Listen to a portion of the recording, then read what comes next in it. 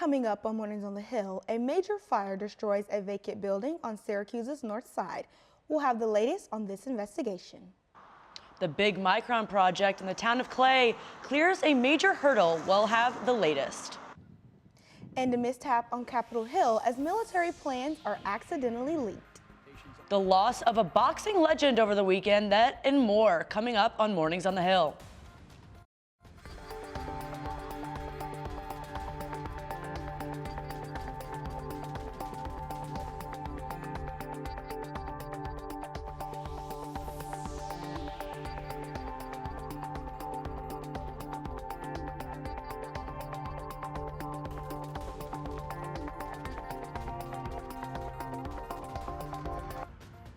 Good morning. I'm Autumn Ryan. Thanks for joining us on Mornings on the Hill. And I'm Jill Schumacher. Here's a look at today's top story. This weekend, the Syracuse community lost a beloved building as St. Anthony's Covenant at Maria Regina College caught on fire. Sorry, go ahead. You're fine. Our Charlie Goldberg is currently on the scene with the latest. It's the latest casualty of the vacant property fire epidemic that has plagued Syracuse, New York for years now. However, this instance hits harder to home for many. That's because on Friday, the historic St. Anthony's Convent on the Maria Regina College campus caught flames. The fire began to burst at around 6:30 p.m. Eastern Time, and it took firefighters up to 26 hours to fully extinguish and take out any elements of danger on the scene entirely. The roof of the building burnt to an absolute crisp and is taken off of it almost entirely. This is leaving many to wonder if the city will demolish this building as a whole. All we do know right now is that many in the community are devastated by this occurrence. This building stood here for over 129 years, and many don't want it to leave anytime soon. For now, reporting from Maria Regina College, I'm Charlie Goldberg. Thanks, Charlie. We've been experiencing glimpses of spring weather, but today it's looking like winter once again. Let's head to NCC's Vinaya Johnson for the weather. Thanks, guys. If you're planning to go outside, don't. Because as we know, the back end of winter is a relentless overachiever in the spring. We're looking at an okay start to the week with some rain and cloudy skies and a high of 43 degrees today. Cooling down to about 30 overnight. Tomorrow, expect partially cloudy conditions with a high of 40 degrees. The sunshine sticks around until Thursday before clouds roll in on Friday. So for the weekend, make sure to wear boots and pack an umbrella. Rain showers move in Saturday and Sunday with above 70% chance of rain. That's all I have for now. I'll be back with more later in the show. Now let's send it back to Autumn and Jill at the desk. Thank you so much, Vinaya. A man driving under the influence was stopped by officers on Sunday night after driving just 4 miles in the wrong direction on I-81 into oncoming traffic. Police say they attempted to stop the 32-year-old Cody Freeman of Cicero, but he struck a deputy's vehicle and continued driving in the wrong direction. Freeman eventually stopped his car and was taken into custody. He now faces multiple charges, including driving while intoxicated, reckless driving, and leaving the scene of an incident. All northbound lanes that were closed during the pursuit have now since been reopened.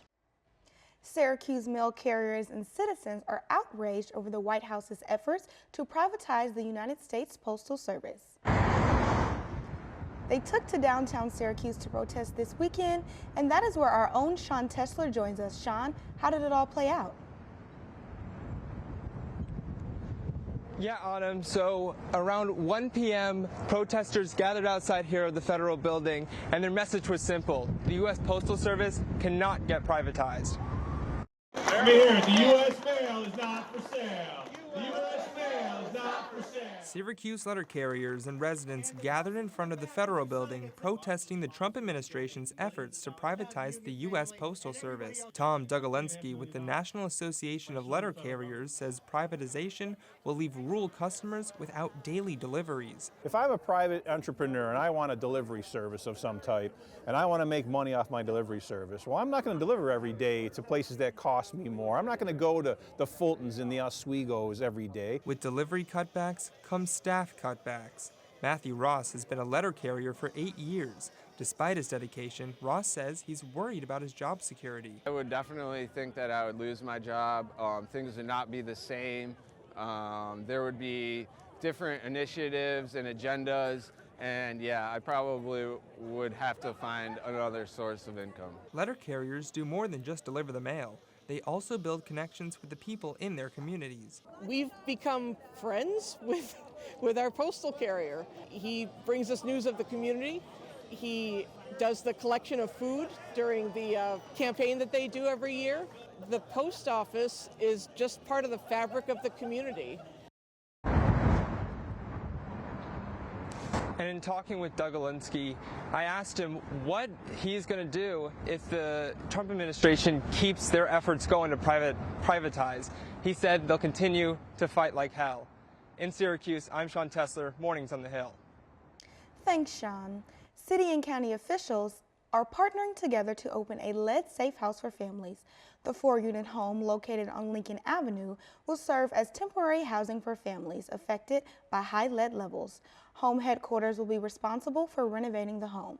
The CEO of Home Headquarters says eventually we could find these lead homes safe in just about every neighborhood. The property will open when construction is done. There's an organization in Syracuse that's helping those that need it the most. Our Maya Alicia has more on the group that's trying to make a positive change in the community. Maya? While some college students are spending their Sundays relaxing, upstate medical students are providing a helping hand. At the Interfaith Community Cooperative, a few upstate medical students come to assist other volunteers to feed those in need. Students start by helping prepare 200 to-go breakfasts that are given at 9 to 10 in the morning. About 175 tummies are filled. Breakfasts are packed with care so visitors can enjoy a nutritious meal, with items ranging from fruit to hot coffee and oatmeal. Their clothing room is also open for women, men, and children. Visitors can enjoy their meal at the outdoor tables inside the front lobby or take it home. Health screenings are also available, but one volunteer notes aiding everyone has been challenging. One of the opportunities we get to do here is health screenings. We haven't been able to do it as much in the past just because of the influx of people, but we hope to do it more in the following months as the winter slows down, the sun comes up, we can kind of focus on their health, see what they need, and refer them to anything that Upstate could offer or any of the local providers can give them as well. They serve everyone, and guests are welcome to join for worship. Autumn and Jill, back to you. Thanks so much, Maya. Since 2022, Micron has been establishing itself here in central New York. The tech company is now taking critical steps to further push the project forward. NCC's Matea Kanicki has more on Micron's plans. Micron Technology has submitted an environmental report, a critical step in the project's development. After 2 years in the making, the report is legally required in order for them to build up to 4 fabrication plants in clay. It's likely to consist of 26 chapters and run to thousands of pages, looking at potential impacts including air and water quality, traffic, job creation, and housing. The next steps for Micron include a 45-day time period for agencies and the public to review and comment on the report. A county response and final issue of the report. Permission must be granted from the state and the U.S. Army Corps of Engineers to fill wetlands and streams and avoid cutting any trees on the site until November 1st. Micron will face a tight schedule to get all of their approvals within this year, but one of their most critical steps has been completed. From Mornings on the Hill, I'm Matea Kanicki. Autumn, Jill, back to you. Thank you, Matea. After the break, we'll go around the nation as fires rage in the Carolinas and a breakdown of President Trump's executive order on the Department of Education. That plus your weather forecast in just a moment. Welcome back to Mornings on the Hill. We'll now go around the nation and first make a stop at our very own Capitol Hill. Top national security officials for President Donald Trump, including his defense secretary, text Edward plans for upcoming military strikes in Yemen to a group chat in a secure messaging app that included the editor-in-chief for The Atlantic. The magazine reported in a story posted online Monday. The National Security Council said the text chain appears to be authentic. 2 weeks ago today, almost half of the Department of Education staff was laid off. Thursday, President Donald Trump signed an executive order directing the Education Secretary to take steps towards the department's closure. Our political reporter, Kira Saranik, is live in the studio. Kira, does Trump actually have the power to dismantle the Department of Education? Thanks, Jill. It's a question on many Americans' minds right now. The short answer is no. Trump's executive order only starts this process. The Department of Education was created by Congress, and it would take an act of Congress to completely eliminate it. The order moves to make good on a key campaign promise, eliminating the Federal Department of Education and returning power back to the states. States provide roughly 86% of school funding already nationwide. But where the Department of Ed comes in is through programs such as Title I and the Individuals with Disabilities Education Act, or IDEA, two programs that affect a large portion of Syracuse students. According to the National Center for Education Statistics, Syracuse City schools receive about $7.5 million of funding through IDEA. In 2023, 21% of New York students receive funding through this legislation management. This management of IDEA is proposed to shift from the U.S. Department of Ed to the Department of Health and Human Services. This move could mean losing knowledge, specialized knowledge, and special education. Another concern for Syracuse schools specifically is Title I, a program that provides additional funding to schools serving a high percentage of low-income students. More than 3/4 of students in the Syracuse City School District are economically disadvantaged.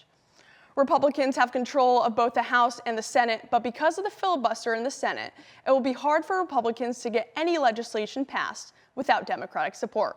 In the studio, I'm Kira Saranik for Mornings on the Hill. Thank you so much, Kira. Firefighters in Carolinas are battling multiple wind-driven fires. The fires are burning in rugged terrain. Complete acting efforts of containing them, mandatory evacuation announced over the weekend, and in parts of North Carolina, Polk County are still in place Monday morning.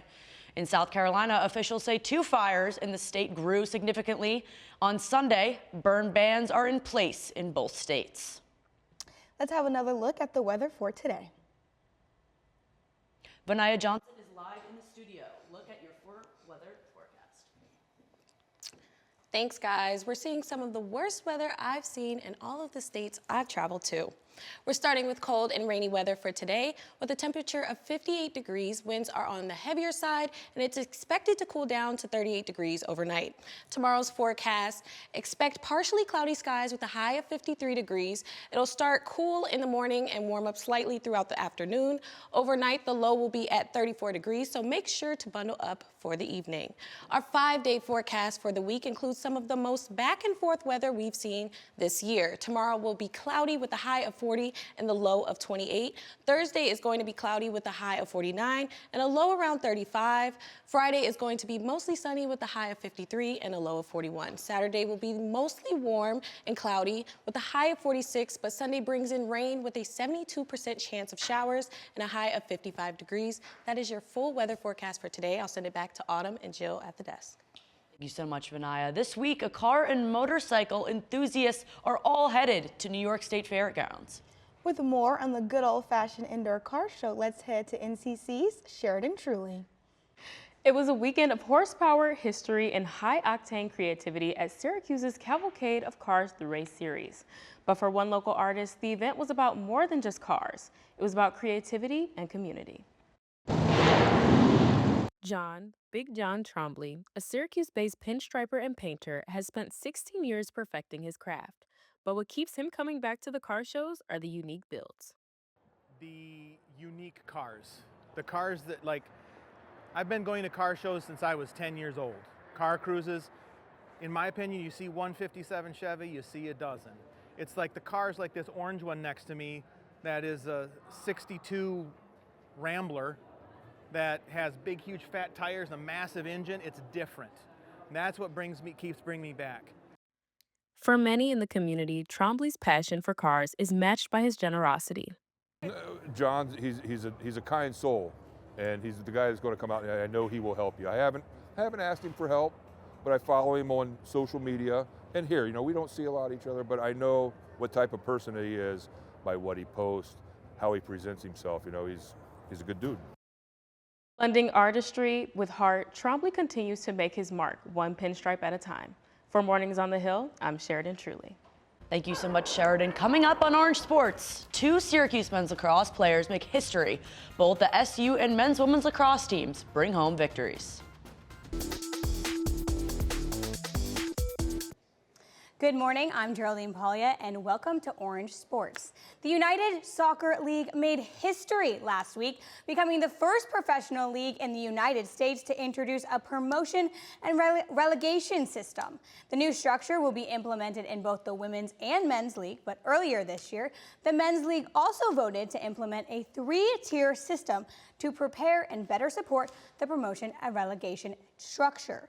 With all of these new changes to the league, USL CEO Alex Papadakis says it's a new chapter in American soccer. This new 3-tiered system will include 2 previous leagues, the Championship and League One, but now launches a Division I league within this new structure. Teams will have the opportunity to move up or be at risk of moving down the leagues based on their season's performance. The new men's league and the promotion and relegation system is set to debut in 2027-2028 season, following the 2026 FIFA World Cup. USL President and Chief Paul McDonough believes the timeline of the new structures build great momentum for the sport. When we look at the opportunity with the World Cup coming here, it's time for us to be bold and ambitious and make a move. And if we can implement this coming out of the World Cup, then I think, soccer in this country grows and it gets better across the board. Now, what does this mean for fans? Every match matters. Why? Because the stakes will be higher than ever. The move also opens doors for smaller clubs to climb the ranks and reach the top levels of professional soccer. Now, we have some orange in the USL, but this change will have to wait for a couple of years. But what fans don't have to wait for is women's soccer. Women's lacrosse. Women's lacrosse had their game against Notre Dame this weekend, and our Maria Wainscott has the story. Thanks, Geraldine. The 8th-ranked Syracuse women's lacrosse team picked up a statement win this weekend, taking down number 21 Notre Dame in a thriller at the Dome. The Orange outlasted the Fighting Irish 12-11 on Sunday in front of the largest home crowd in program history at nearly 4,000 fans. This game had everything: 5 ties, 6 lead changes, and some true March Madness level intensity. One of the biggest keys to the win? Draw controls. Syracuse had rotated multiple players in the circle all season long, and that unpredictability paid off with 15 draw wins compared to just 9 for Notre Dame. More possessions led to more scoring chances, and that was the difference. Graduate attacker Emma Ward led Syracuse with 6 points, 2 goals and 4 assists, bringing her career total to 297. And Caroline Trinkus, the freshman, stepped up big time with 4 goals, her 4th multi-goal game of the season. Despite playing through a left-hand injury, Ward told me post-game, this group is tough, and they're starting to hit their stride at just the right time. The road ahead, though, doesn't get any easier. After a home game this Saturday against number 14 Virginia, Syracuse hits the road for 3 straight, including a huge finale at number 1 Boston College on April 17th. The Eagles have had the Orange's number recently. Syracuse hasn't picked up a win over BC since 2022. Sunday's win showcased what this team is made of. But with Boston College waiting at the end of the road, the real test is still to come. Back to you, Geraldine. Thanks, Maria. In Syracuse men's lacrosse, 4 straight victory in March. History was against Colgate in the Dome. Both Joey Spallina and Owen Hilt surpassed 200 career points on the same play, as Spallina assisted Hilt for the go-ahead goal to become the 18th and 19th SU player to reach the 200 mark. Up next for the Orange is a trip to Charlottesville to take on Virginia. Now, SU showed up in full force at this weekend Syracuse half marathon. Caleb Spinner is in studio with the professor and student who went the distance literally on race day. Thanks, Geraldine. Professor Chris Velarde and Kira Saranik hit the pavement for Sunday's Syracuse half marathon. It was the 6th half marathon for Velarde, while Saranik took on the challenge for the first time. Chris and Kira join me in the studio now. Good morning to you both. Thanks for coming in. Kira, I'm interested to hear, what was your experience like for your first half marathon? You know, Caleb, like you said, it was my first half marathon, and it was really exciting. I was a distance runner in high school and in college, but this was something I'd never experienced before. I was pretty happy with my time too, and the energy was it was pretty electric, and I'm sure you can say the same. That's the best part, is the energy, right? Everywhere you go on the course, there are people there cheering for you, and it just kind of keeps you going, keeps you motivated, especially after you get up that first hill. I honestly agree, and I think that's what pushed me to my time. I had the goal time of making it under 2 hours, and I hit 1:47. So I think that energy and the cold weather really put me in a good place. Now I know we're not going to talk about times anymore. I'm not talking about times. Okay. No. 5 of your 6 though have been the Syracuse half. What keeps bringing you back? You know, it's just a fun day. It's just, it's the community. Everyone gets out there. If the weather's nice, and in Syracuse in mid-March, you never know what you're going to get. But if the weather's nice, it's just a really nice experience to kind of see the city in a different way and be with so many people and just kind of feel that energy. Chris, Kira, thank you. Geraldine, back to you. Coming up on entertainment, the loss of Boxing Hall of Famer and Olympic gold medalist, known for his performance inside the ring, but also outside as a culturally heavyweight, and more after the break. Happy Tuesday, everybody. Jack McGuire here, and welcome to entertainment. Starting out with some untimely news, legendary boxer and world heavyweight champion George Foreman died this past week at the age of 76. He was known for boxing and fighting other greats like Muhammad Ali and Joe Frazier. Aside from boxing, he was also an extremely savvy businessman. It's estimated that he net over $200 million from his popular grill endorsement. George has cemented his spot in history, and he will certainly be missed. In the world of basketball, arguably the two most popular people in their fields are at each other's throats. The feud between LeBron James and Stephen A. Smith started after LeBron confronted Smith at a game due to Smith's criticism of LeBron's son, Bronny James. Following the incident, Smith has been very vocal about the beef, and on his podcast, he broke down what he really thinks LeBron is angry about. We don't get along. And there's a multitude of reasons why. I've alluded to some of them, but we know what the biggest reason is. I ain't Shannon Sharp. It ain't GOAT status this way. My GOAT is Michael Jordan. Stephen A. It is noted that Bronny James did have a career night this past week with 17 points, shooting 7 of 10 from the field along with 5 assists. The next day, Stephen A. did make a slight U-turn on Bronny's game, giving him credit where he said it was due. Well, every year March Madness creates new legends and rising stars on the court. But now there's a new kid on the block, and he's creating a lot of buzz off of the court. Meet Amir Khan. He's a designated hype man for the McNeese State squad, and although their season has come to an end, his time in the limelight is just starting. After blowing up on social media, he was offered several promotional deals from businesses like TurboTax and Buffalo Wild Wings. It's cool to see stories like that because it shows you how quickly somebody's life can turn around for the better. That's all the time we have left today in entertainment. Autumn and Jill, back to you guys. Wow, a lot going on in sports, Jill. You know more about that than me, but interesting. Well, have you been watching March Madness at all? Just a little bit? I saw one game. Okay, North Carolina and someone else. Someone else. Okay. The first. All right. That's better than nothing, so. Totally. That is going to do it for us today on this Tuesday here on Mornings on the Hill. Follow us on social media at Mornings on the Hill. I'm Autumn Ryan. And I'm Jill Schumacher. We'll see you next Tuesday live at 10 a.m. right here on OTN.